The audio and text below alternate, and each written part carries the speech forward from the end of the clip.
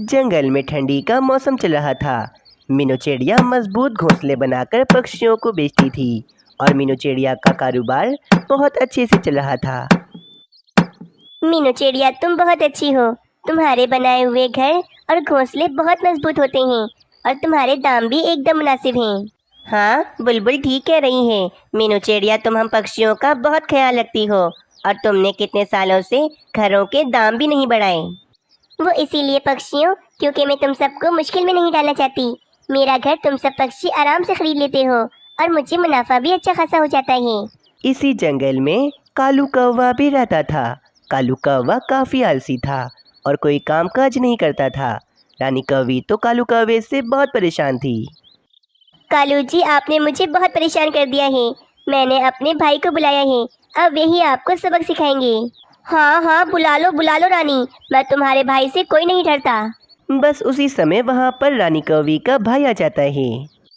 हाँ भाई, क्या कह रहे हो तुम कालू कौवे? तुम किसी से नहीं डरते? अरे कौवे भाई, आप यहाँ अचानक कहाँ से आ गए? मैं तो बस रानी से ऐसे ही कह रहा था। मैं तो आपके अलावा किसी से नहीं डरता। बस बस कालू कौवे, मैंने सब सुन लिया है, परंतु मैं आखिरी बार कहने आया हूँ कि कोई काम धंधा कर लो, वरना मैं रानी कौवी को हमेशा हमेशा के लिए अपने साथ ले जाऊंगा। हाँ भाई, मैं भी कामचोर कालू जी के साथ बिल्कुल भी नहीं रहना चाहती। ये तुम क्या कह रही हो? भाई, मैंने मीनू चिड़िया का कारोबार देखा है। मीनू चिड़िया पक्षियों को मजबूत घर और घोंसले बनाकर देती है। मैं भी यही चाहता हूँ कि मैं भी मीनू चिड़िया की तरह यही कारोबार करूँ। बस आप मुझे लकड़ियाँ दिलवा दें, मैं खूब मेहनत करूँगा और लकड़ियों के पैसे भी मैं आपको लौटा दूंगा। ठीक है कालू कौवे, लेकिन ये तुम्हारा आखिरी मौका है। मैं तुम्हें लकड़ियाँ खरीद कर दे देता हूँ, परंतु अब से तुम बहुत मेहनत करोगे। थोड़ी देर के बाद रानी कौवी का भाई कालू कौवे को काफ़ी सारी लकड़ियाँ दिलवा देता है और अब कालू कौवा लकड़ियों के मजबूत घर बनाना शुरू कर देता है। 2 दिन गुजर जाते हैं। 2 दिन कड़ी मेहनत के बाद कालू कौवे ने अब काफ़ी सारे लकड़ियों के घर बना दिए थे। अब कल मैं अपने ये सारे घर बेचूंगा और मीनू चिड़िया की तरह बहुत ज़्यादा अमीर हो जाऊंगा और फिर रानी कभी भी मुझे छोड़कर कभी नहीं जाएगी। अगले दिन कालू कौवा पक्षियों को आवाज़ लगाकर उनसे कहता है, आ जाओ पक्षियों, नए और मजबूत घर खरीद लो। ले जाओ भाई, ले जाओ, मजबूत घर ले जाओ। कालू कौवा काफ़ी देर बैठा रहता है और पक्षियों को आवाज़ें लगाता है, परंतु कोई भी पक्षी कालू कौवे के पास नहीं आता। ये क्या, मेरे ये घर तो कोई पक्षी खरीदने नहीं आ रहा। ऐसे कैसे चलेगा? अगर मेरी ये मेहनत भी ज़ाया हो गई तो भाई तो रानी कौवी को अपने साथ ले जाएंगे। दिल तो करता है कि रानी कौवी के भाई को इतना मारूं कि उनका हाल बुरा कर दूं मैं। जब से शादी हुई है मेरी रानी कौवी से, उसके भाई ने मुझे दबा कर रखा हुआ है। वहीं दूसरी तरफ मीनू चिड़िया के पास तो पक्षियों की भीड़ लगी थी। दूसरे जंगलों के पक्षी भी मीनू चिड़िया के पास आ रहे थे। मीनू चिड़िया, पता है कालू कौवे ने भी तुम्हारी जैसी घर बेचने की दुकान खोली है, परंतु हम पक्षी तो सिर्फ तुम्हारे घर ही खरीदेंगे क्योंकि तुम्हारे घर बहुत ज़्यादा मजबूत होते हैं। मीनू चिड़िया, बस तुम जल्दी से मेरे पेड़ पर एक लकड़ियों का पक्का घर बना दो ताकि मैं अपने घर में सुकून से रहूं। ठीक है तोते, आज तो मुझे बुलबुल बहन का घर बनाना है, कल मैं पक्का बना दूंगी तुम्हारा घर। कालू कौवा मीनू चिड़िया के चलते धंधे को देखकर काफ़ी ज़्यादा जलता है। मीनू चिड़िया ने सारे पक्षियों को अपना बनाया हुआ है, जभी तो कोई पक्षी मुझसे मेरे घर नहीं खरीद रहा। मुझे किसी भी तरह सब पक्षियों को अपनी तरफ लाना होगा और ये जब ही मुमकिन है जब मीनू चिड़िया अपना कारोबार बंद कर दे। मैं मीनू चिड़िया का ये घर बनाने वाला कारोबार बंद करवा कर ही रहूँगा। बस फिर क्या था, कालू कौवा बुलबुल के घर के पास जाता है। ये बुलबुल का घर मीनू चिड़िया ने आज ही बनाया है, अब आएगा मजा। फिर कालू कौवा बुलबुल के घर में न होने का फ़ायदा उठाकर उस घर पर ज़ोर ज़ोर से उछलता है, जिस कारण वे घर काफ़ी ज़्यादा कमज़ोर हो जाता है। बस अब ये घर बहुत ज़्यादा कमज़ोर हो गया है, कुछ ही देर में ये घर टूट फूट जाएगा। ये कहकर कालू कौवा वहाँ से चला जाता है। कुछ ही देर बाद जब बुलबुल वहाँ पर आती है तो वे देखती है उसका घर तो नीचे गिर के टूट चुका था और उसके अंडे भी उसी घर के अंदर ही दब चुके थे। अरे बाप रे बाप, ये क्या हो गया? मैं तो लुट गई, बर्बाद हो गई। मेरे अंडे, ये घर कैसे टूट गया? ये तो नया घर मैंने मीनू चिड़िया से बनवाया था ना, मैं छोड़ूंगी नहीं उसे। बुलबुल गुस्से में फौरन मीनू चिड़िया के पास जाती है। मीनू चिड़िया, मेरे पैसे मुझे वापस करो। तुमने मुझे इतना कमजोर घर बना कर दिया कि मेरा घर नीचे गिर के टूट गया और मेरे अंडे भी टूट गए, सिर्फ और सिर्फ तुम्हारी वजह से। क्या बुलबुल बहन, ऐसा कैसे हो सकता है? मैंने तो आपका घर बहुत मजबूत बनाया था। परंतु आप चिंता मत करें, मैं आपका घर दोबारा बना देती हूँ।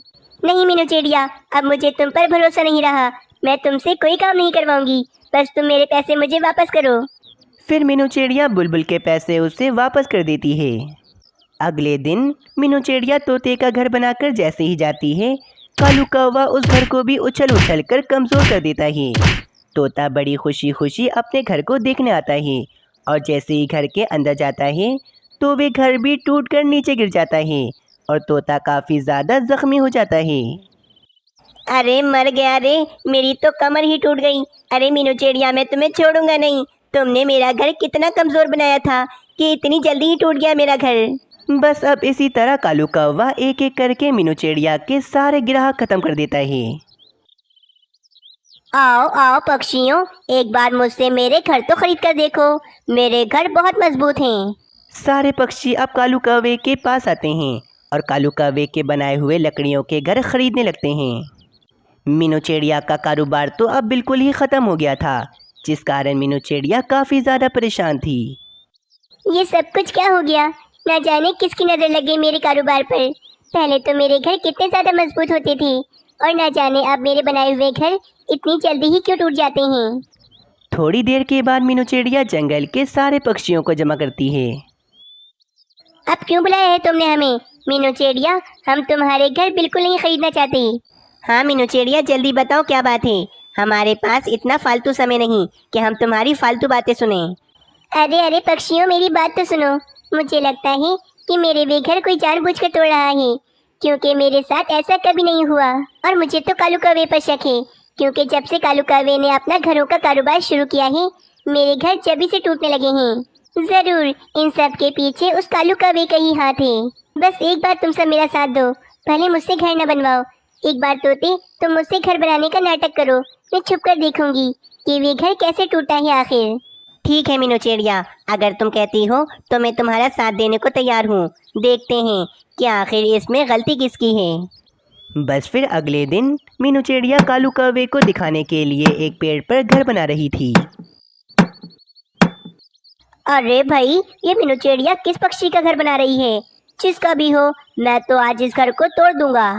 शाम होने पर मीनू चिड़िया वे घर बनाकर वहाँ से चली जाती है और सब पक्षी और मीनू चिड़िया छुपकर उस घर पर नज़र रखे हुए थे।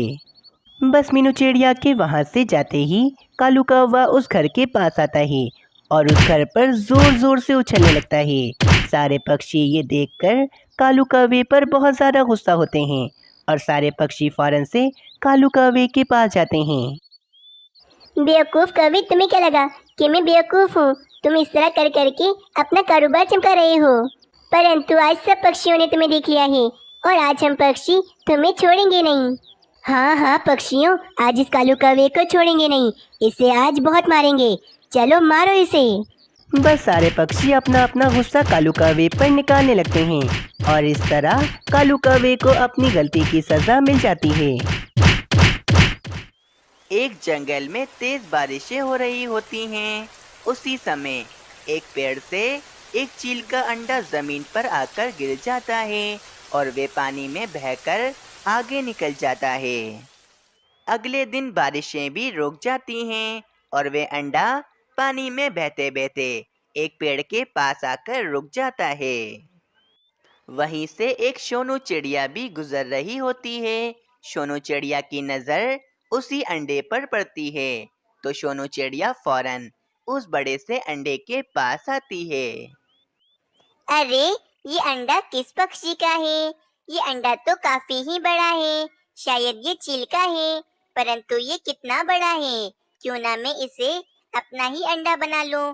अगर मैं इस अंडे को यहीं पर छोड़कर चली गई तो कोई दुष्ट उल्लू इस अंडे को तोड़कर पी जाएगा। इससे बेहतर तो इस अंडे को मैं अपने साथ ही ले जाती हूँ।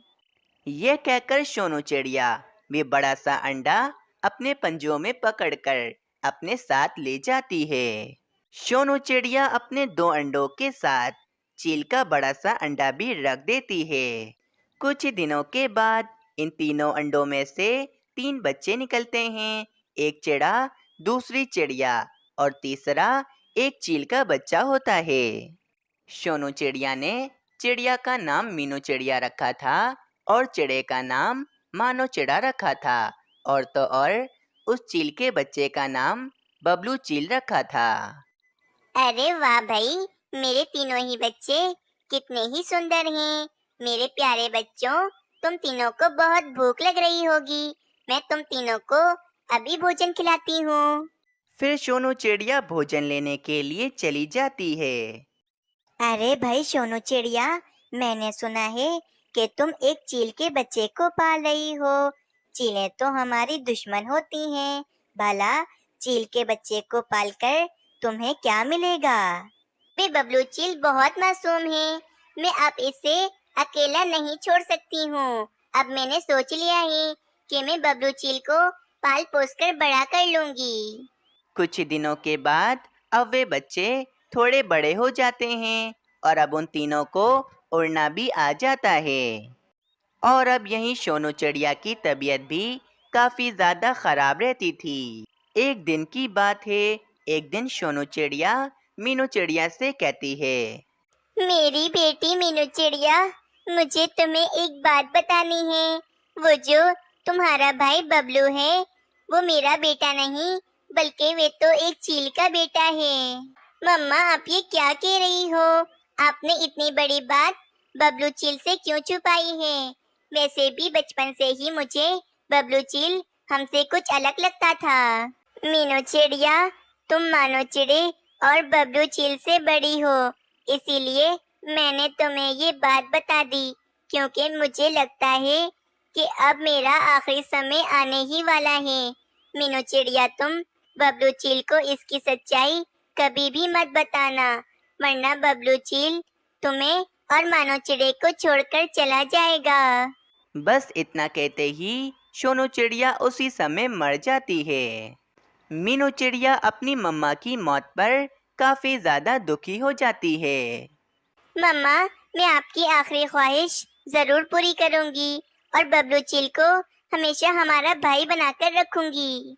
अगले दिन मानो चिड़ा और बबलू चील आसमान में उड़ रहे होते हैं कि उन्हें सामने एक चील उड़ती हुई दिखती है। अरे मानो चिड़े, ये इतना बड़ा पक्षी कौन है?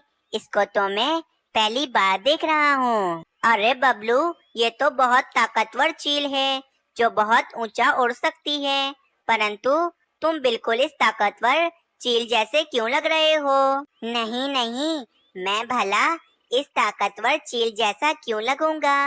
मैं तो एक चिड़िया का बच्चा हूँ ना। हाँ, तुम ठीक कहते हो।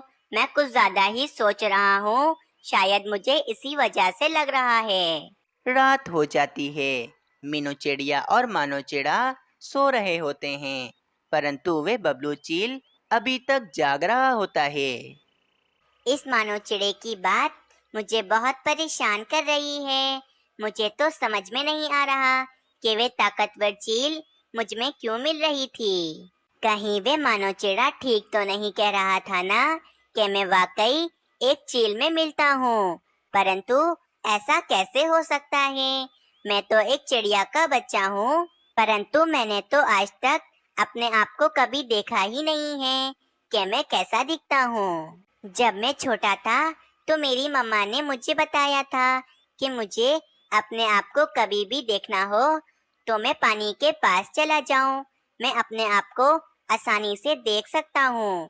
मैं कल सुबह होते ही अपने जंगल के पास वाली नदी के पास चला जाऊंगा।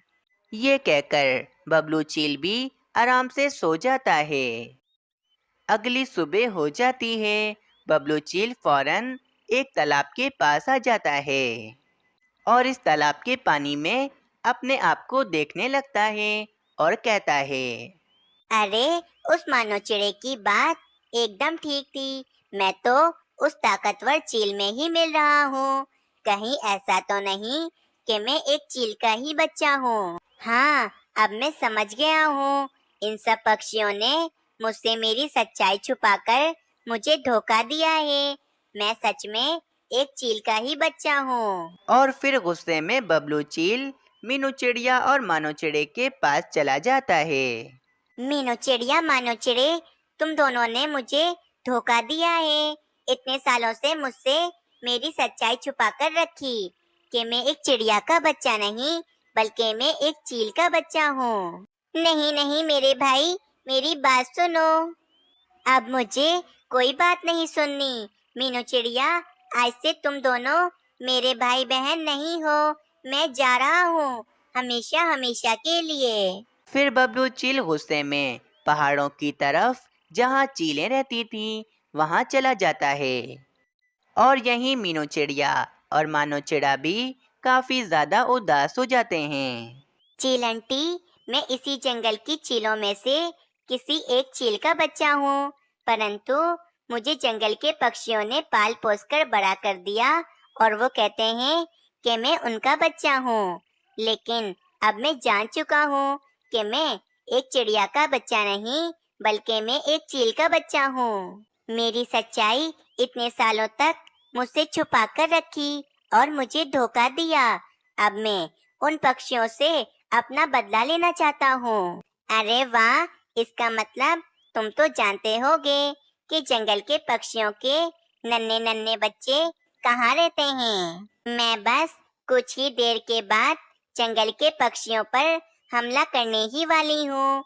तुम मेरे साथ ही चलना और मुझे नन्हे नन्हे पक्षियों के घोंसले बता देना। अरे वाह चील आंटी, मैं आपकी जरूर मदद करूँगा, परंतु आप मीनू चिड़िया और मानो चिड़े को भी पकड़ लीजिएगा। मुझे इनसे अपना बदला लेना है। हाँ ठीक है, मैं अभी चलती हूँ, कुछ देर के बाद में आती हूँ। फिर चलते हैं पक्षियों को पकड़ने। ये कहकर वे बाजू चील वहाँ से चली जाती है और यहीं बाजू चील बैठा हुआ होता है कि इसे एक पक्षी की आवाज सुनाई देती है।